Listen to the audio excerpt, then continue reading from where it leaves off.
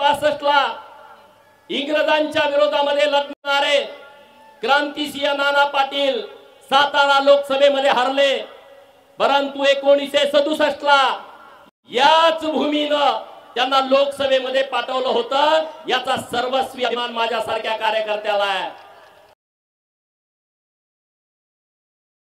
एल्गार सभा मागे झाली होती आणि आता दुसरी एल्गार सभा माननीय भुजबळ साहेबांच्या नेतृत्वामध्ये आपल्या या बीडच्या भूमीमध्ये होते आहे। भटका विमुक्त, ओबीसी, मायनर ओबीसी 346 जाती आहेत मित्रांनो। आज आपण सगळ्यांनी एक दिलानं एक मनानं भुजबळ साहेबांच्या पाठीमागे राहण्याची नितांत आवश्यकता आहे। मान्य आहे का तुम्हाला? कुणाला मान्य आहे? हात वर करा सगळे मीडियावाले मित्रांना माझी विनंती आहे। ते आमच्यामध्ये भांडण लावून पाहतायत, जरा हात थोडा वेळ वर घाला। ते आमच्यामध्ये भांडण लावून पाहतायत, ते म्हणजे 346 जातीचा एकटाच नेता कसा? अरे बाबांनो, आमच्या सगळ्यांचं ठरलंय, आमचा नेता एकच आहे, माननीय छगन भुजबळ। कुणाची काय अडचण आहे का?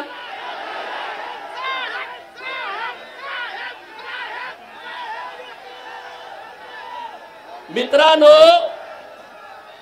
माधव हा फॉर्म्युला आपण मागे बघितला होता राजकारणामध्ये। माधव म्हणजे कृष्ण, आणि कृष्ण नीती आपण आता अवलंबली पाहिजे। सगळ्यांनीच लढायची आवश्यकता नाही,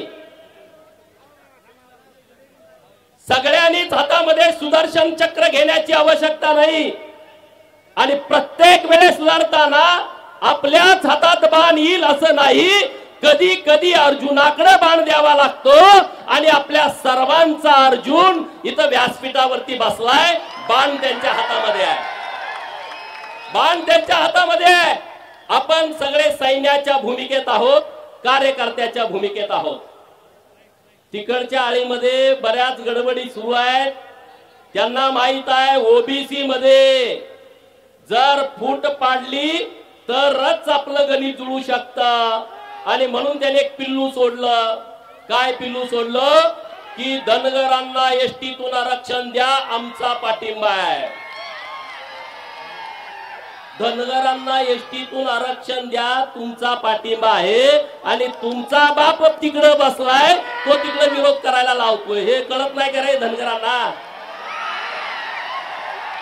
धनगर काय एवढे काय तुम्हाला काय येडे वाटतायत का रे? घोडे लावण्याच्या तयारी धनगर आहे आता, तुम्ही त्या नादाला लागू नका।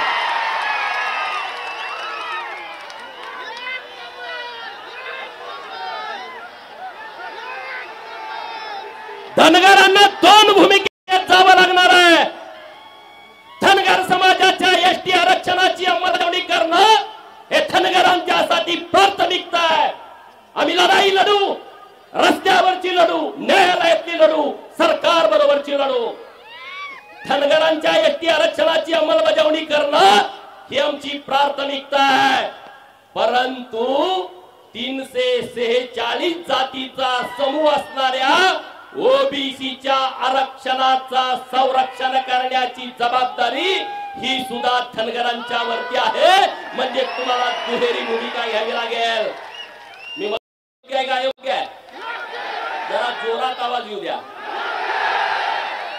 म्हणजे दोन भूमिकेमध्ये धनगरांना जावं लागेल। अख्ख्या भटक्या जमातीनं वंजारी समाजाचा आदर्श घेण्याची आवश्यकता आहे। लढायचं कसं, उभा कुठं राहायचं, अधिकारी कसं व्हायचं, हे वंजारी समाजाकडून सगळ्या ओबीसी आणि धनगरांनी शिकलं पाहिजे। धनगरांनी तर पहिलं शिकलं पाहिजे। अरे मग या प्रस्थापिताच्या छाताडावरती घरी जाऊन नाचाल तुम्ही, एवढी क्षमता आणि ताकद तुमच्यामध्ये आहे। माझा माळी समाज एकजूट आहे, परंतु शांत आणि संयमी आहे, आणि म्हणून हे महादेव भुजबळ साहेबांच्या उपस्थितीमध्ये मी त्यामध्ये काही विषय जोडणार आहे। माळी धनगर वंजारी हा माधव आता आपल्याला तो माधव राव करावा लागणार आहे। म्हणजे माळी धनगर वंजारी रामोसी आणि वडार हे समाज आपल्या बरोबर जोडून छोट्या छोट्या समाजाला, बंजारा समाज आपला मोठा आहे, एसटी आरक्षणाची मागणी आहे, हा आम्ही आमच्यात काही करू, आमचा पाठिंबा या सगळ्या विषयाला, परंतु ओबीसीची चळवळ खिळखिळी करण्यासाठी एका बाजूला धनगरांना पाठिंबा द्यायचा, पाठिंबा कोण देतोय? तो कारखानवाला, काय नाव त्याचं? अरे त्याच्या गावामध्ये अहिल्या देवीचा पुतळा लावायला ह्या अवलादीनं विरोध केला, तो झेंडा लावायला देत नाही आणि तो धनगरांना